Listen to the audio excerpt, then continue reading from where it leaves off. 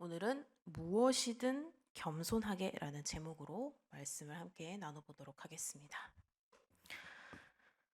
5장에서는 4장에 비해서 엘리바스가 더 직접적으로 독서를 쏟아냅니다. 4장에서 경험과 환상을 바탕으로 요백의 인과응보의 원리를 설득하려고 했는데, 이번에는 거룩한 자라는 표현을 써서 설득을 더욱 강화하려고 시도를 합니다. 거룩한 자 중에 네가 누구에게로 향하겠느냐라는 이 수사 의문문은 욥의 말을 지지해 줄 이가 아무도 없을 것이라라는 것을 의미하는데요. 욥은 거룩한 자 중 누구에게도 하소연할 수 없는 그런 처지에 놓여 있다라는 그런 뜻입니다. 엘리바스가 왜 이렇게까지 거칠게 충고를 했을까요? 분노가 미련한 자를 죽이고 시기가 어리석은 자를 멸하느니라 라고 말한 2절. 그래서 욥은 분노 중에서 멸망할 어리석은 자이기 때문이다 라고 말을 하고 있습니다. 이 문장에 쓰이는 이 모든 단어는 잠언을 비롯한 규범적 지혜가 사용하는 전형적인 그런 어휘들입니다. 분노와 시기 같은 감정의 동요는 지혜자의 특질이 될 수가 없습니다. 근데 3절의 정확한 번역은 내가 씨 뿌리는 한 미련한 자가 갑자기 가문 전체가 저주받은 현장을 보았다입니다. 이런 욥의 미련한 자란 이러한 욥이 미련한 자라는 그런 뜻입니다. 이런 지혜 없는 자에게 벌어지는 일은 자녀들이 성문에서 짓밟힘을 당하는 일이 벌어져도 아무도 구해주지 않고 열심히 농사를 지어서 수확을 얻어도 다른 사람들에게 빼앗기게 된다는 말이 있습니다. 이런 원리는 땅에서부터 생기는 것이 아니라 하늘의 하나님께서 정하신 원리다라고 이야기를 합니다. 이런 욥의 재난은 욥 자신의 죄 때문에 발생했을 뿐 땅에서 자연스럽게 나온 것이 아니다라는 엘리바스의 주장입니다. 이렇게 히브리어 키라는 접속사로 시작하는 7절은 6절의 이유입니다. 사람은 고생을 위하여 났으니 불꽃이 위로 날아가는 것 같으니라. 이것은 죄를 지은 인간이 고난당하는 것은 불꽃이 위로 날아가는 것처럼 필연적인 운명이다라는 것입니다. 엘리바스의 말은 시편 50편 22절에 하나님을 잊어버린 악인들에게는 구원자가 없다는 표현과 같은 의미를 지니고 있습니다. 인과응보의 원리를 바탕으로 한 이 지혜를 엘리바스는 지금 자녀를 모두 잃고 재산을 모두 잃은 욥에게 적용을 하고 있습니다. 욥의 자녀들에게 재앙이 닥쳤을 때 아무도 구해줄 수 없었던 이유는 아버지인 이 욥이 미련한 자이고 어리석은 자이기 때문이다라는 그런 말입니다. 자녀를 잃은 부모한테 할 수 있는 가장 끔찍한 혀의 채찍이었던 것이죠. 욥의 고난이 죄나 무지 때문이 아니라는 사실을 잘 알고 있는 우리들은 엘리바스의 이 규범적 지혜가 고난을 당하고 있는 사람에게 얼마나 끔찍한 폭력이 될 수 있는지를 여실히 깨닫게 됩니다. 고난에서 벗어날 수 있는 해결책을 위한 엘리바스의 조언은 하나님을 의지하라 라는 것입니다. 그가 보기에 이 욥의 고난은 하나님을 찾지 않는 무지와 그리고 그분을 의지하지 않는 악에서 비롯되었기 때문이라고 말을 하고 있습니다. 긍휼히 여기는 마음에서 비롯한 조언이라도 선한 의도가 항상 선한 결과를 맺는 것은 아닙니다. 좋은 것을 뿌린다고 반드시 좋은 결과를 맺는 것은 아니라는 사실을 보여줌으로써 욥기는 인과응보의 원리를 비판합니다. 여기에서 엘리바스가 하나님이 어떤 분이신가를 묘사하는 장면을 꼼꼼히 살펴볼 필요가 있는데요. 그는 욥이 당한 이 고난은 하나님이 행하시는 큰 일 혹은 기이한 일의 하나라고 보고 있습니다. 여기 헤아릴 수 없이 큰 일과 기이한 일을 셀 수 없이라는 이 구절은 인간의 이해나 인식을 초월한 하나님의 크심을 나타내는 표현들입니다. 기이한 일로 번역된 이 니플라우트라는 히브리어는 까닭 없이와 더불어서 욥기 전체를 관통하는 핵심 단어이자 그리고 반성적 지혜의 대표적인 표현입니다. 이 말은 사실 엘리바스가 아니라 욥의 입에서 나와야 할 말이라는 것입니다. 헤아리고 세는 주체는 인간으로서 하나님은 인간이 파악할 수 없는 분이다라는 뜻인데요.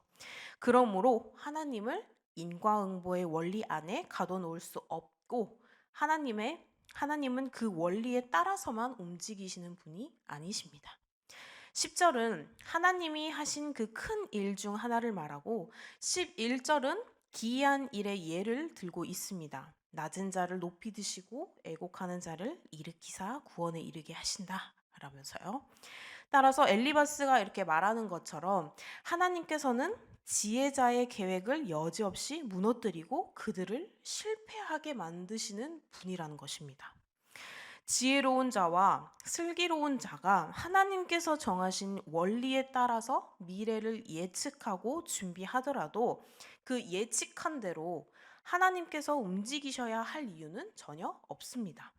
규범적 지혜의 이분법에 따르면 낮과 밝음은 좋은 것이고 밤과 어둠은 나쁜 것으로 그 둘은 분명하게 나뉘어 있게 되는데, 이 이분법을 초월하신 하나님은 지혜자와 의인이라도 대낮에 어둠을 만나게 하실 수 있는 분이십니다. 14절의 그들은 악인들이 아닙니다. 이렇게 성경의 개역 개정이 약간의 부정적인 의미를 담아서 번역한 12절의 교활한 자, 그리고 13절의 간교한 자는 이 히브리어 아룸이라는 단어를 번역한 것인데, 잠언에서는 모두 슬기로운 자라고 번역이 되었고 지혜와 동의어로 사용되고 있습니다. 앞에서 살펴본 것처럼 하나님의 절대 주권과 그리고 자유는 욥에 주시는 분도 거두시는 분도와 여호와께 복을 받았은즉 화도 받지 아니하겠느냐라는 이 표현에서 잘 표현되어 있습니다. 병도 주시고 약도 주시는 분이라는 뜻으로 욥의 신앙 고백과 동일한 의미를 지닌 그러한 표현이었습니다. 그런데 인간이 온전히 파악할 수 없는 이 하나님의 크심을 나타내는 이 니폴라우트라는 단어를 엘리바스는 전혀 엉뚱하게 인과응보의 원리와 연결을 시킵니다. 15절과 16절에서는 이제 욥이 회복할 수 있는 길을 제시를 합니다.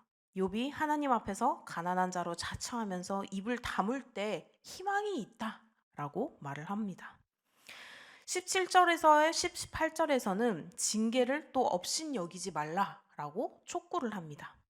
하나님은 아프게 하시다가 싸매시며 상하게 하시다가 그의 손으로 고치시는 분이기 때문입니다.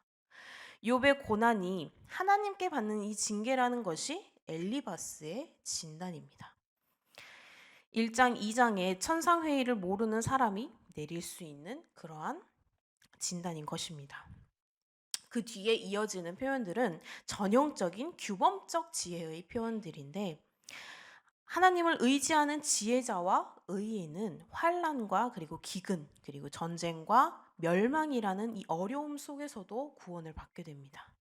징계가 복된 이유는 하나님께서 6가지 환난에서 욥을 구원하시고 7가지 환난이라도 그 재앙이 욥에게 미치지 않게 하실 것이기 때문이다 라고 말을 하는데, 하지만 이미 욥이 최악의 상황에 있는 것을 망각한 전혀 욥에게는 다가오지 않는 쓸데없는 그런 위로였습니다. 그는 이 재앙에서 벗어날 수 있는 기막힌 방법을 소개는 하지만 징계로 여기지 않는 이 욥에게는 아무런 의미가 없는 그러한 말이었던 것입니다. 그는 허황된 약속으로 회개 이후에 주어질 그러한 복을 소개하고 있습니다. 그는 값싼 회개 신학을 펼치고 있는 것이죠. 22절과 23절은 주의 깊게 읽을 필요가 있는데, 지혜자에게 임하는 복 중에 야생동물과의 화목이 있습니다. 들짐승은 가축의 반대말이죠. 인간의 영역 외부의 존재로서 인간의 통제나 그리고 예측을 벗어나 있기 때문에 인간에게는 굉장히 위협적인 존재일 수밖에 없습니다. 근데 이 예측할 수 없는 위험이라는 점에서 환난과 그리고 기근, 전쟁과 멸망과 동일합니다. 그런데 하나님께 돌아간 자, 하나님을 의지하는 자는 22절 이러한 야생동물을 두려워할 필요가 없고 23절 그들과 언약, 즉 평화 조약을 맺게 됩니다. 야생 세계에 대한 이 엘리바스의 이해와 하나님의 연설에서 벗어난 야생 동물에 대한 이 진술을 나란히 비교해서 읽으면 굉장히 흥미로울 수 있을 것입니다. 이런 규범적 지혜는 인간을 위협하는 존재가 더 이상 위협적이지 않게 된 것을 복으로 여깁니다. 24절에 집안도 평안하고 부족함도 없게 됩니다.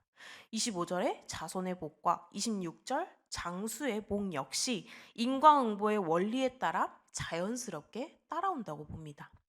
26절에서는 전능자의 징계를 받고 돌이킨 자에게는 장수의 복이 임하고 마치 곡식단이 제때에 추수되듯이 하나님이 정해주신 천수를 다 누린 후에 하나님께 되돌아갈 것이다 라고 말을 하고 있습니다. 자, 이렇게 엘리바스는 자신의 생일을 저주한 욥의 하소연이 정당하지 않다라고 단정을 합니다. 하나님은 고사하고 거룩한 자 중에 누구에게도 하소연할 수 없는 처지라고 여깁니다. 욥은 미련해서 집안이 망하는 것을 그냥 보고만 있는 그런 자였기 때문입니다. 미련한 자여서 그 자녀들이 성문 재판정에서 사정없이 박살이 나듯이 순식간에 그 모두가 죽은 것이라고 말을 하고 있습니다. 욥의 고난이 땅에서 자연스럽게 솟아난 것이 아니라 죄 때문에 벌어진 일이라고 엘리바스가 본 것입니다. 이런 욥 같은 죄인이 고난당하는 것은 불꽃이 하늘로 치솟아 올라가듯이 자연스럽고 그리고 예정된 창조 질서라고 엘리바스가 말을 하는 듯합니다. 그는 이제 대놓고 친구에게 독설을 계속 퍼붓습니다. 엘리바스는 이렇게 하나님께서는 헤아릴 수 없이 큰 일을 하시는데 욥의 고난도 그와 같은 기이한 일이라고 보고 있습니다. 동시에 하나님은 교활한 자의 계교를 꺾고 지혜로운 자는 자기 계략에 빠지게 하고 간교한 자의 계략을 무너뜨리는 분이라고 해서 욥이 그런 자인 것처럼 말을 하고 있습니다. 그러면서 하나님은 자기 악행을 반성하면서 스스로 입을 다문 채 하나님께 무조건 용서를 비는 가난한 자는 구원하시니 이제라도 하나님께 회개하면 이 구원의 문이 열릴 것이라 라고 욥이 굉장히 공감하기 어려운 그러한 희망의 말을 줍니다. 하나님에 대한 엘리바스의 흠잡을 데 없는 이 진술이 친구 욥의 죄악을 더욱 부각시켰고 그리고 결론적으로 친구의 마음을 굉장히 아프게 했을 것입니다. 엘리바스는 이렇게 욥이 하나님께 징계를 받고 있다고 보고 있습니다. 이제 욥이 징계 사유를 인정하고 하나님께 자비와 용서를 구하며 복을 받을 것이니 전능자의 징계를 업신여기지 말라고 단도직입적으로 말을 합니다. 한때는 욥이 의롭게 보였던 것은 하나님의 심판이 집행되기까지의 그 시차가 있었기 때문이라고 봅니다. 이 엘리바스는 어쨌든 지금 욥이 살 길은 민첩한 회개뿐이다 라고 믿고 있습니다. 그는 이렇게 산뜻한 아무것도 알지 못하는 그러한 회개 신학을 만들어서 욥에게 계속 강조를 합니다. 엘리바스는 회개해야 욥에게 밝은 미래가 열릴 것이라고 했지만 세상에는 이러한 회개가 필요 없는 그런 고난도 있습니다. 징계가 복이 되기도 하지만 징계가 아닌 고난도 있습니다. 지금 엘리바스는 욥이 회개하고 온전한 길에 섰을 때 얻게 될 이런 유익을 길게 서술을 하고 있지만 전능자의 징계를 업신여기지 말라고도 조언을 하고 있습니다만 물론 그것은 옳은 말입니다.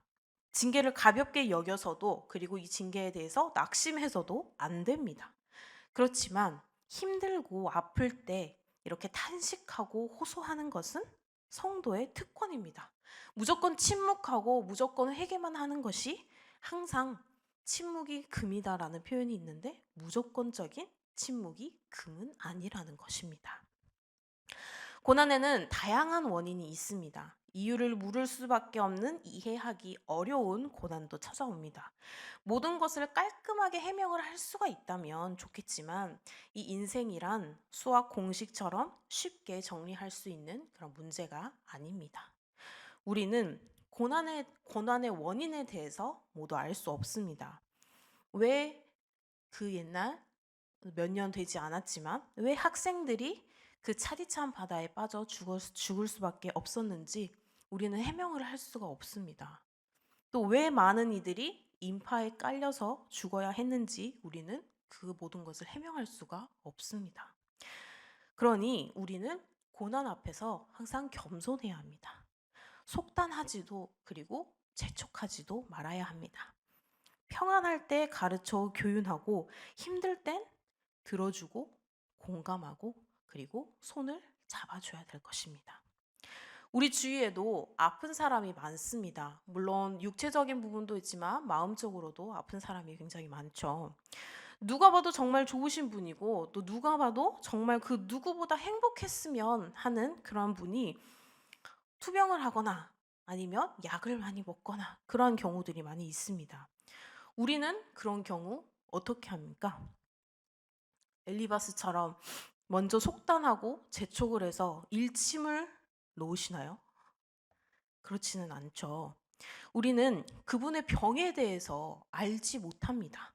왜 생겼는지, 어떻게 해야 하는지, 어떤 마음인지, 아마 그 병에 대해서 이 육체적인 거나 마음에 대한 이 자신이 가지고 있는 병에 대해서 그 누구보다도 잘 알고 있는 분이 바로 겪고 계시는 분이 아닐까요? 겸손하게 그저 들어주시고 겸손하게 그저 손을 잡아주십시오. 어떻게 하라는 가르침보다는 그저 그런 공감과 옆에 함께 있어줌에 그분은 많은 위로를 얻을 것입니다. 우리 성도님들께서도 주위에 힘든 누군가가 보일 때 먼저 다가가서 훈계가 아닌 옆에 있어줌으로써 함께 힘이 되어 주십시오. 상대방이 받은 위로만큼 나에게도 그 위로가 함께 할 것입니다.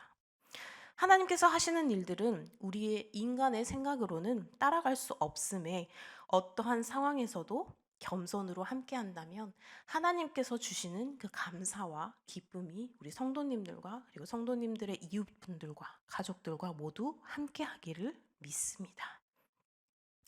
기도하시겠습니다. 어떠한 상황에서도 겸손하라 알려주시는 아버지 감사드립니다. 아버지께서 하시는 일을 우리는 다 알지 못하오니 어떠한 상황에서 누군가를 가르치려 들고 교훈하려고 하는 것이 아닌 묵묵히 옆에 있어주고 손을 잡아주는 우리가 되게 하여 함께 위로받고 함께 감사할 수 있는 지혜를 허락하여 주시옵소서. 주위에 아픈 사람이 있습니다. 어떠한 상황으로 아프게 되었는지 우리는 알 수 없습니다. 그것이 정말 징계인지 아니면 아버지의 사랑인지 아버지의 계획하심인지 우리는 알지 못합니다. 어떠한 상황이 되었든 그 상황들 속에서 끝까지 아버지를 붙잡고 모두와 함께 이겨내 나갈 수 있는 아픔이 꼭 잘못된 것만이 아니라는 사실을 알게 하시어 종래에는 아버지의 백성으로서 아버지의 나라에서 함께 웃을 수 있는 우리들이 되게 하여 주시옵소서. 오늘 하루 가운데서도 서로가 함께 격려해주고 함께 손잡아주는 함께하는 하루가 되게 하여 주시옵소서. 예수님의 이름.